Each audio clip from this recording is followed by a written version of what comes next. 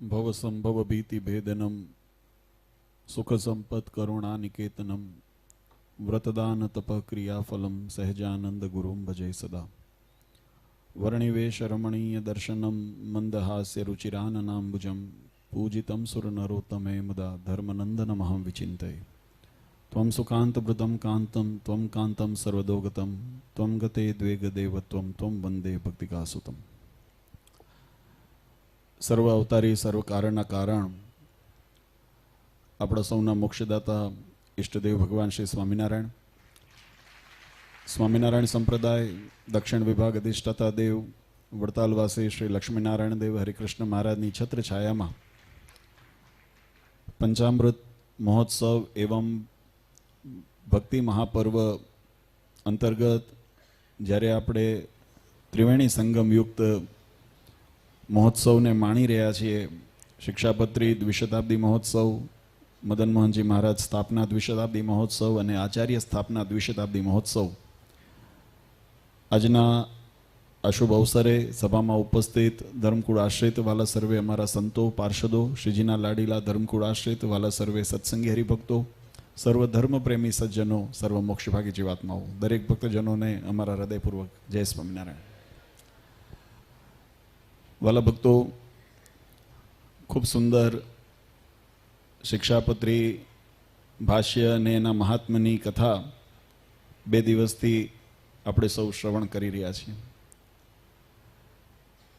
સત્સંગનો માર્ગ સહજ રીતે જો સમજીએ તો ટ્રાન્સફોર્મેશનનો માર્ગ છે, પરિવર્તનનો માર્ગ. જીવાત્માને 2 પ્રકારની અનુભૂતિ આ સંસારની અંદર થતી હોય છે ને એની અંદર એ 2 પ્રકારને જાડી ભાષામાં જો વિભાજિત કરીએ તો 2 વસ્તુ એની અંદર છે, એક સાધન દશા અને એક સિદ્ધ દશા. કોઈ પણ કાર્ય જ્યારે આપણે કરતા હોઈએ, એના પ્રોસેસમાં હોઈએ, ત્યારે એને સાધન દશા કીધી છે. અને એ કાર્યની જ્યારે પરિપૂર્ણતા થાય અને સફળતા મળે એને સિદ્ધ દશા કીધી છે. જીવનની અંદર આધ્યાત્મ માર્ગ, આ સાધન દશા અને સિદ્ધ દશા, સાધન દશાથી લઈ અને સિદ્ધ દશા સુધીની યાત્રા, એને સત્સંગ કીધું, એને આધ્યાત્મ કીધું છે. જો આપણે ઓળખાણની દ્રષ્ટિએ જોઈએ તો જગતમાં જે પોતાના કલ્યાણને અર્થે, પોતાના મોક્ષને અર્થે જે ચિંતવન નથી કરતો, વિચારતો નથી, અથવા તો એના માટે કોઈ કાર્ય નથી કરતો, મહદઅંશે જેને આપણે નાસ્તિકવાદ તરીકે ઓળખીએ છીએ, એમાંથી જ્યારે સંકલ્પ થાય, સવારે પણ આપણે વાત કરી હતી સંકલ્પથી સિદ્ધિ સુધીની, એમાં જ્યારે સંકલ્પ થાય કે મારે મારા આત્માનું શ્રેય કરવું છે, મારા જીવનું કલ્યાણ કરવું છે, મારે લગ 84ના માયાના કર્મના બંધનમાંથી મુક્ત થવું છે, એવો ભાવ જ્યારે ઉદય થાય અને એ ભાવ ઉદય થયા પછી જે માર્ગ પ્રાપ્ત કરવાનો છે, જે માર્ગ ઉપર આપણે ચાલવાનું છે, એ માર્ગ આધ્યાત્મનો માર્ગ, સત્સંગનો માર્ગ છે.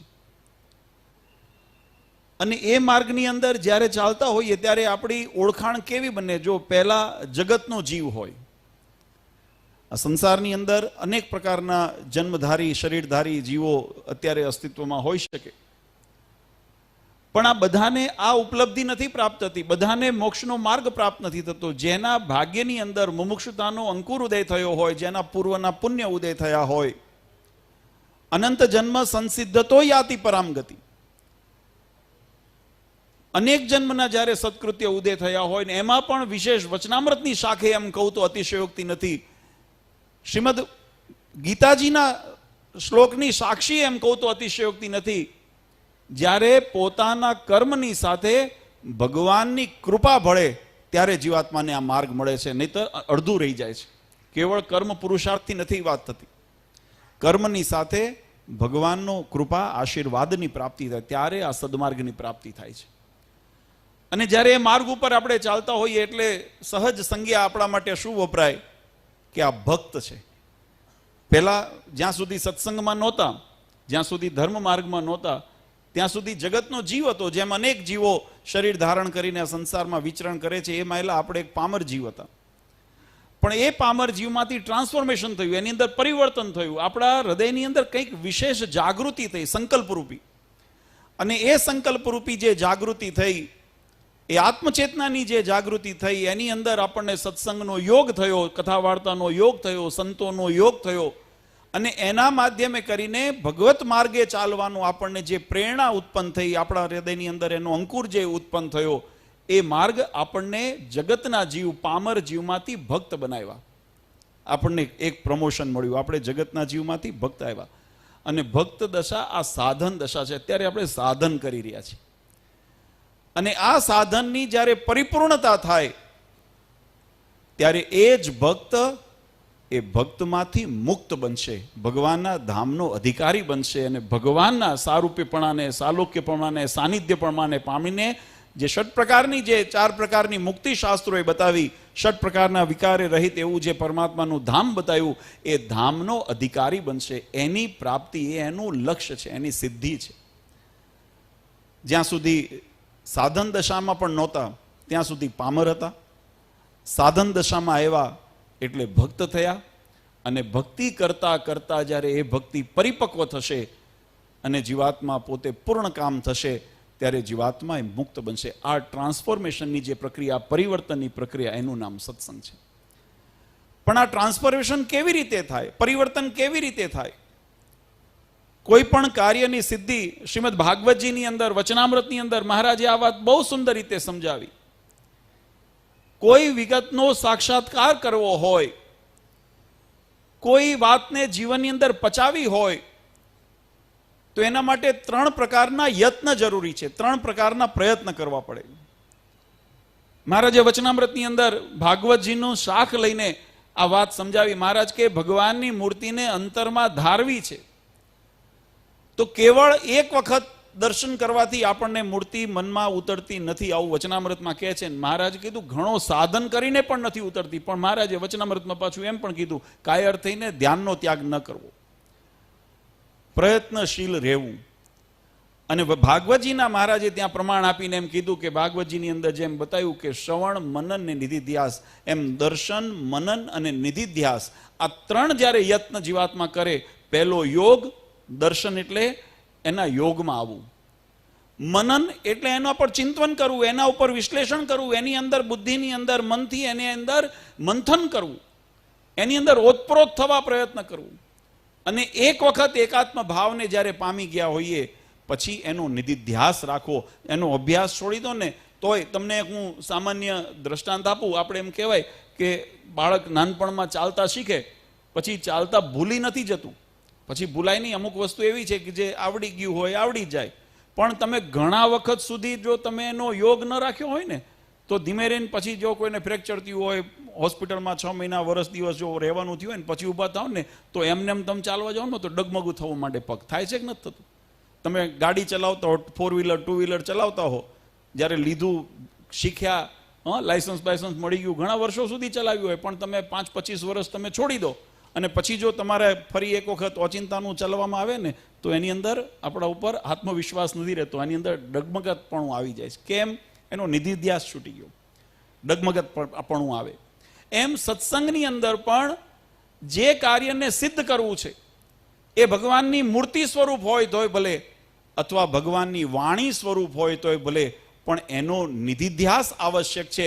અને એટલા માટે ભગવાન સ્વામિનારાયણે 2 વાતની અંદર આપણને આ શિક્ષાપત્રીની અંદર જ આજ્ઞા કરી. મહારાજે એક તો નિત્ય પ્રત્યે સવારે પૂજા કરવાની આજ્ઞા કરી, નિત્ય કરવી, રોજ કરવી.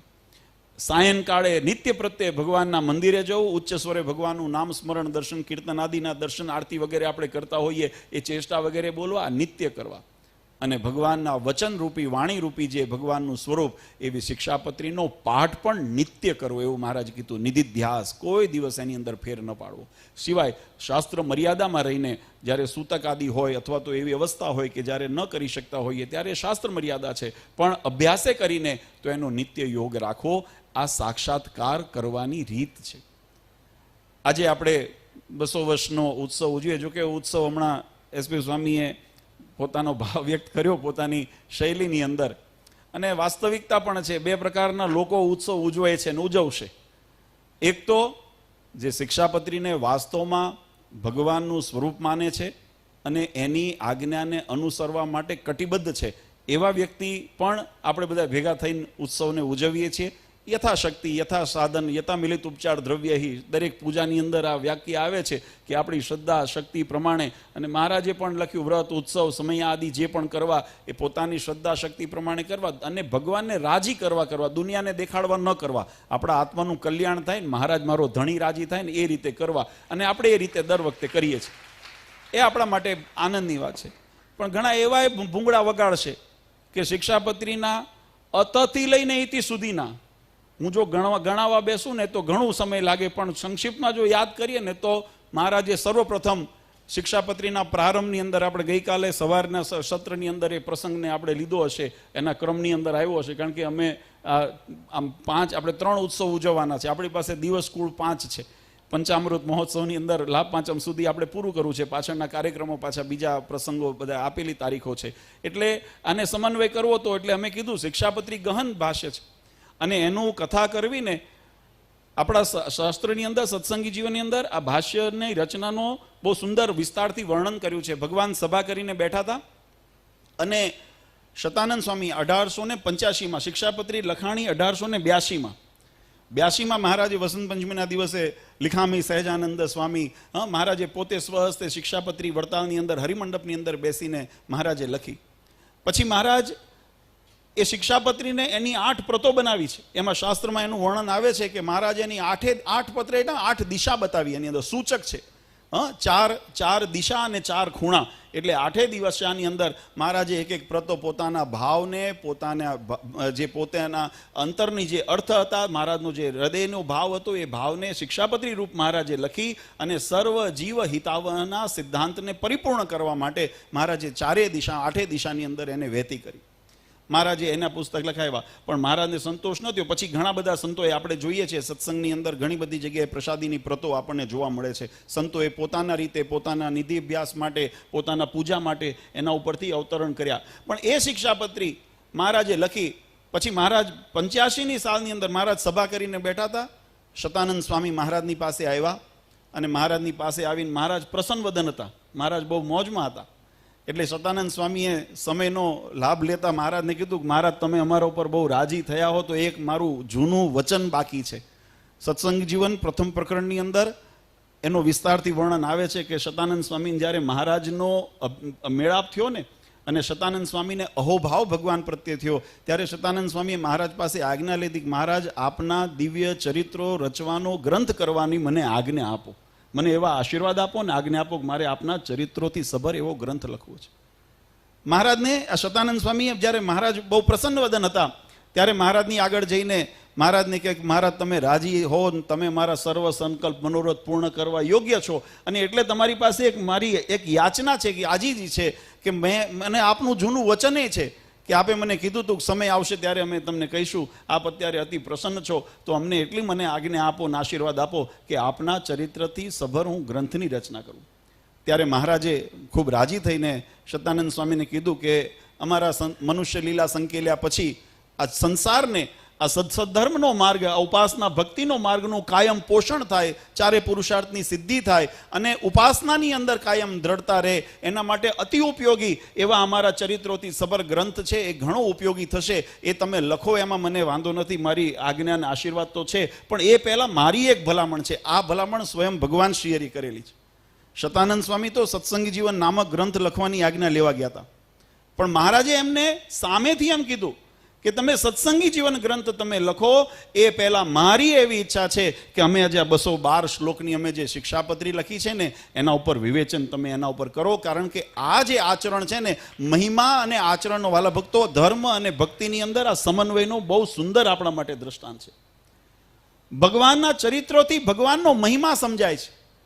ભગવાનના ઐશ્વર્ય પ્રતાપના દર્શન થયાથી ભગવાન પ્રત્યે અહોભાવ થાય છે, પ્રીતિ થાય છે.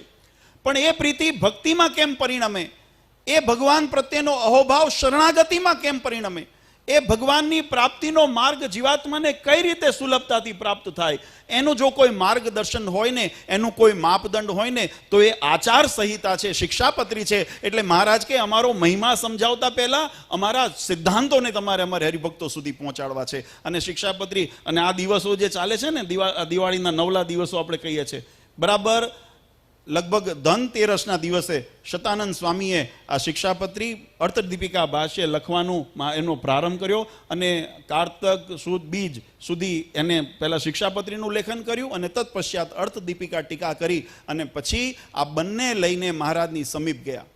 અર્થદીપિકા શિક્ષાપત્રી જે ભાષ્ય આપણે અહીંયા શ્રવણ કરી રહ્યા છીએ, અને આમાં ઘણી વખત કેવું છે, જો વિસ્તારીકરણ શિક્ષાપત્રી અનુષ્ટુપ છંદની અંદર 212 શ્લોકાત્મક રૂપમાં છે.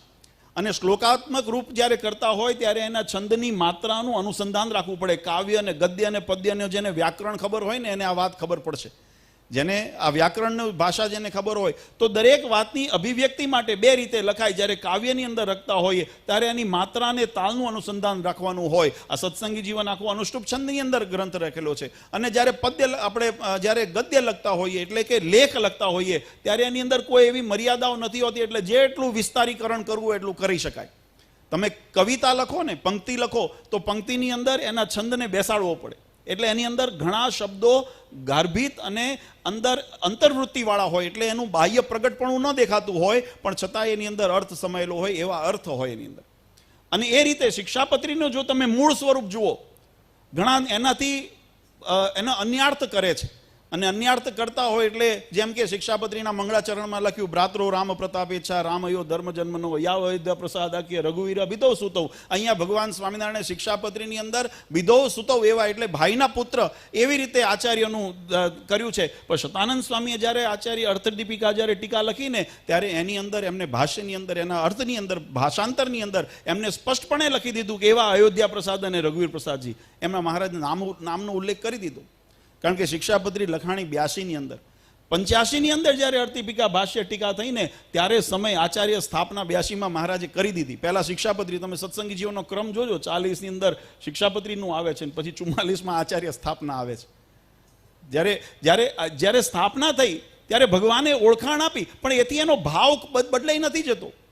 અને એ ભાવને પ્રગટ કરતા જ્યારે શતાનંદ સ્વામી વિવેચન કરતા હતા, જ્યારે એના ઉપર અર્થદીપિકા લખતા હતા, એટલે ભગવાનના હૃદયગત જે ભાવ હતો, જે ભગવાને શબ્દોની અંદર પ્રગટ નહોતો કર્યો, આચરણની અંદર હતો, વ્યવહારની અંદર હતો, હૃદયની અંદર હતો, શબ્દરૂપી જ્યારે ટાંકવાનો હતો, એ કાર્ય શતાનંદ સ્વામીએ પૂર્ણ કર્યું. અને શતાનંદ સ્વામી જ્યારે અર્થદીપિકા સહિતની ટીકા લઈ ગયા અને ભગવાનની સન્મુખ લગી ત્યારે ભગવાને અહોભાવ કર્યો અને મહારાજે અતિ બિરદાવ્યા. સદાનંદ સ્વામીને ખૂબ એમના વખાણ કર્યા કે તમે મારા હૃદયને આ પત્રની અંદર તમે ખોલીને મૂકી દીધું છે. જે હું કહેવા માંગતો હતો, જે ભાષ્યની અંદર, કારણ કે જેમ આપણે વાત કરી 350 શાસ્ત્રોનો સાર એ શબ્દની અંદર બાંધવો એ ઘણી વખત કઠણ બને. પણ છતાંય મહારાજે જે સૂક્ષ્મ રૂપે જે સિદ્ધાંતોને નિરૂપણ કર્યા હતા અને એ નિરૂપણ કરીને જે શતાનંદ સ્વામીએ એના ઉપર ભાવ પ્રગટ કર્યો, હવે એનાથી વિશ્લેષણ વધારે કરવાની, ડાપણ કરવાની જરૂર નથી. આપણે તમારે મારે બધાને જે કરવાનું હતું, જેનાથી મહારાજ રાજી થયા એ ભાષ્ય ટીકા, એના ઉપર રઘુવીરજી મહારાજે અર્થદીપિકા નામની ટીકા પ્રકાશિત કરી અને એનું વિવેચન આપણે કરી શકીએ. પણ એની અંદર પરિવર્તન કરવાનો, એમાં ફેરફાર કરવાનો કે એની અંદર ન્યૂન અધિક કરવાનો તમને મને કોઈ અધિકાર નથી. એટલે એક એવા વ્યક્તિઓ ઉત્સવ જે આપણે ઉજવીએ છીએ જે એની અંદર યથાર્થ રૂપે એને જાળવીને, એની મર્યાદા એને અનુસરીને આપણે શિક્ષાપત્રીનો ઉત્સવ કરીએ તો આ સાર્થક ઉત્સવ કહેવાય. હવે જેમ શિક્ષાપત્રીની અંદર શરૂઆતમાં જ મંગળાચરણમાં મહારાજે લખ્યું દેવોની નિંદા ન કરવી. હવે સર્વોપરિતાના નામે જે છડે ચોક નિંદાઓ કરતા હતા, હવે દ્વિશતાબ્દી ઉજવશે, શું મોઢે ઉજવશે? એમાં લખ્યું આચાર્ય સાથે વિવાદ ન કરવો. જેને છડે આ ચોક કોર્ટોની અંદર ચડીને આચાર્ય સાથે વિવાદ કર્યો, હવે શિક્ષાપત્રીનો શું દ્વિશતાબ્દી ઉજવશે? જેને લખ્યું કે અમારા સ્ત્રી ભક્તો આજે સંતોના અને બ્રહ્મચાર્યના ધર્મના નિયમો આવ્યા, કયા ટાણે ગ્રહસ્થના ઘરે જઈ શકાય, સભા અને ભિક્ષા આ બે સિવાય, પ્રસંગ સિવાય ગ્રહસ્થના ઘરે જવું. હવે લગ્નની ચોરીઓ સુધી પહોંચી ગયા. હવે શિક્ષાપત્રીના સ્વભાવ દ્વિશતાબ્દી ઉજવશે. આ વિચારો તો ખરા. જે વાત મહારાજ કીધું ધર્મામૃત આદિ ગ્રંથની અંદર, આમાં ધર્મ સંતોના લખ્યા કે પોતાનું કરીને કોઈ 5 કોડીઓ જેટલું ધન પણ પોતે રાખવું નહીં, રખાવું નહીં, કરોડો રૂપિયાની સંસ્થાન મિલકતો વસાને હવે દ્વિશતાબ્દી શિક્ષાપત્રીની ઉજવશે. શું મોઢે ઉજવશે? એટલે મેં સવારે કીધું હતું દેખાડવાના જુદા ને ચાવવાના જુદા. ભગવાન એમ રાજી નથી થતા. જો તમારે, હું કોઈની ટીકા નિંદા કરવાની વાત નથી વાલા ભક્તો, હું તો સદમાર્ગ બતાવવાની વાત કરું છું. જો પોતાની ભૂલ સમજાતી હોય તો એ અધર્મનો માર્ગ છોડીને સદ્ધર્મના માર્ગે શરણે આવી જાઓ. ભગવાન તમારું ન્યાય કરશે, ભગવાન કલ્યાણ કરશે. કોઈ પ્રકારનો રાગ દ્વેષ નથી. જો મહારાજે છે ને અધર્મનો ત્યાગ કર્યો, અધર્મનો ત્યાગ નથી કર્યો.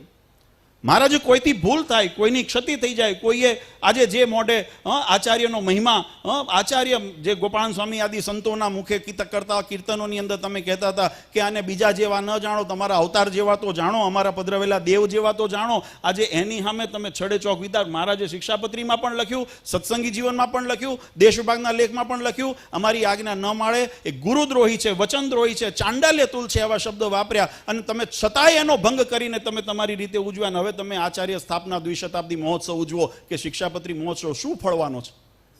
આજે એ કાર્ય માત્ર એટલે સવારે મેં કીધું હતું કે આ વૈખરી વાણી કે વાણી વિલાસ માત્ર થઈને રહી જાય. તમે એને ભક્તિને જો જ્ઞાન છે ને, જ્ઞાન વિદ્વાન અને વિદ્યાવાનમાં બહુ અંતર છે.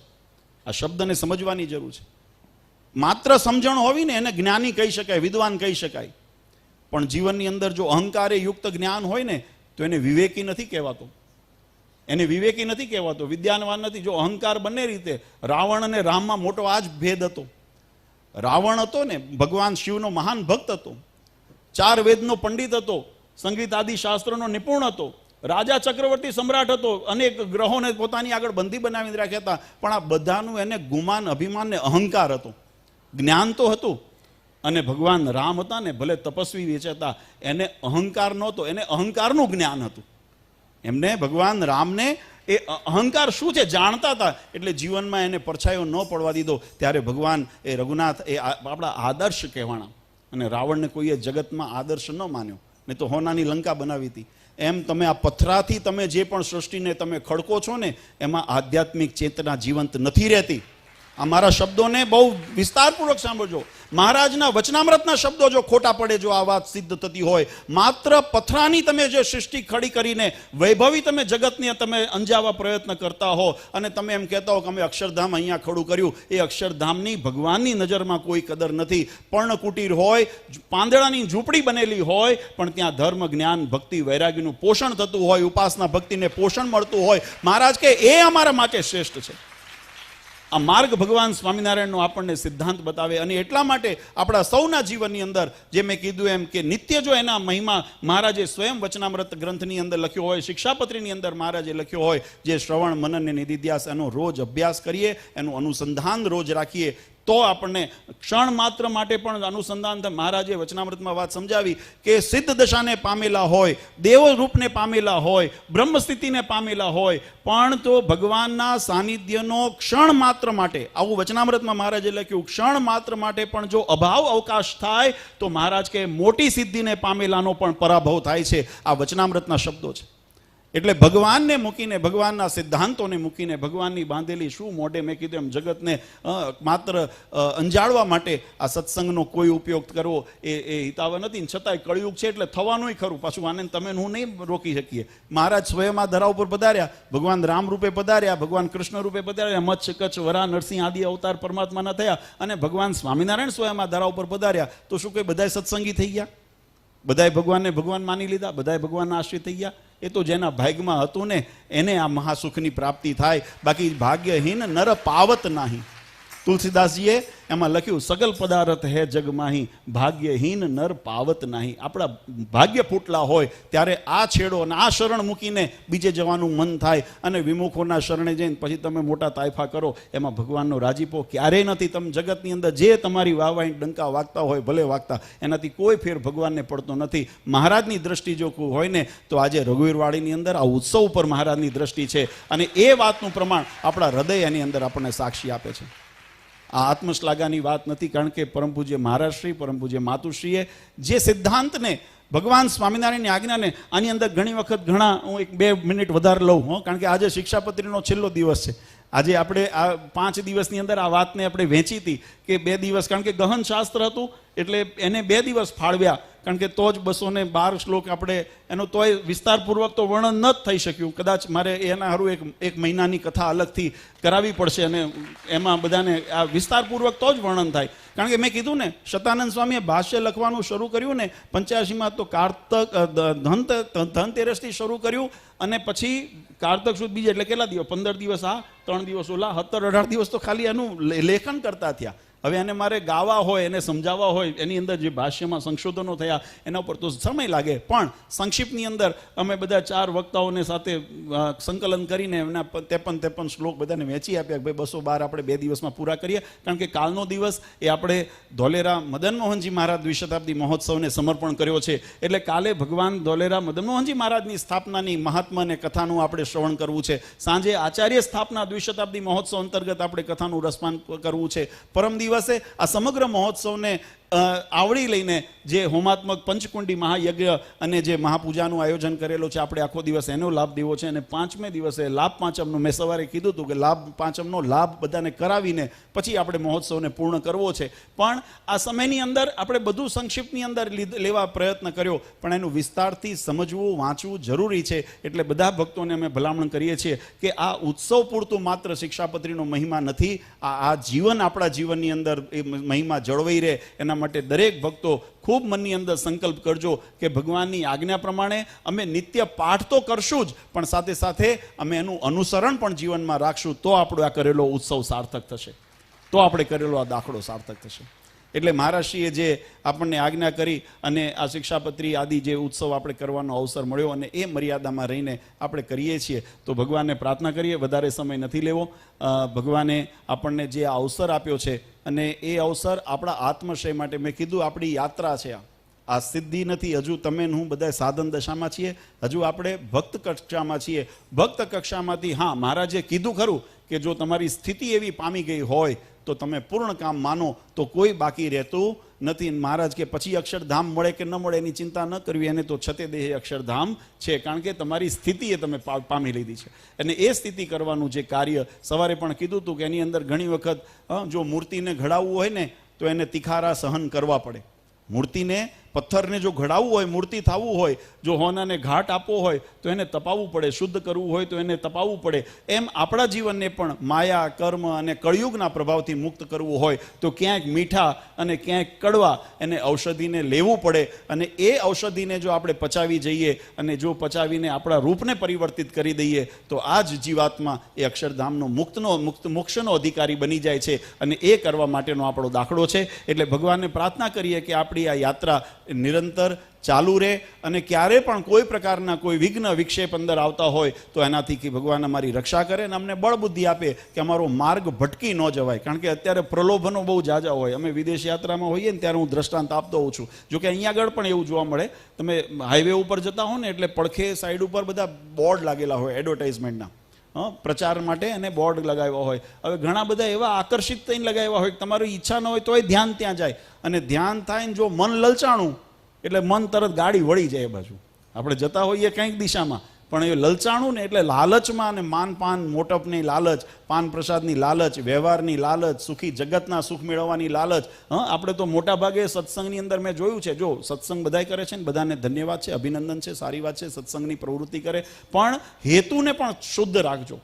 આપણે જગતના પદાર્થ ઘણા નોકરી કરતા, મેં સવારે ન કીધું મંદિરે આવતા હોય બધા કંઈ દર્શન માટે ન આવ્યા હોય, કોઈ ચપ્પલને ધ્યાન રાખવા આવ્યું હોય, કોઈ જમવા આવ્યું હોય કે ભાઈ ભગવાનને અહીંયા આગળ મફત જમવા મળે છે, તો એના ભલે જે જેની રીતે આવતા હોય, પણ એ તો આવું કેવું છે, યોગ રહેશે તો 2 જન્મે 5 જન્મે એનો કંઈક વળી ભાગ્ય ઉદય થશે તો વળી સત્સંગમાં આવશે. એટલે એનો તિરસ્કાર નથી, પણ હેતુ જો સ્પષ્ટ ન હોય તો આપણને આપણા લક્ષ્ય સુધી પહોંચવામાં ઘણી વખત, એટલે આવા પ્રલોભનો જ્યાં જગતમાં દેખાતા હોય ને, આવા વાણી વિલાસ જ્યાં દેખાતા હોય, આવા કપટ જ્યાં દેખાતા હોય, આવો પાખંડ જ્યાં દેખાતા હોય, એનાથી હંમેશા સાવધાન રહેજો. સત્ય શાસ્ત્ર સંબંધ જે સિદ્ધાંતો છે, ભગવાનની આજ્ઞારૂપી જે સિદ્ધાંતો છે, એને જ વળગીને રહેજો તો મહારાજ તમારી ને અમારી સર્વની રક્ષા કરશે અને આપણને અંતે અક્ષરધામના અધિકારી બનાવશે. આજે એ સિદ્ધાંતની ભલામણ કરીને ભગવાન શ્રી હરિ સૌનું મંગળ વિસ્તારે એવી પ્રાર્થના સાથે પરમ પૂજ્ય સનાતન ધર્મ ધુરંધર આચાર્ય શ્રી અજેન્દ્ર પ્રસાદજી મહારાજ, અશોક ગાદીવાળા પૂજ્ય માતુશ્રી અને અમારા સમસ્ત ધર્મકુળ પરિવાર વતી આપ સૌને અંતરના આશીર્વાદ આપી મારી વાણીને વિરામ આપું. બોલો સ્વામિનારાયણ ભગવાન.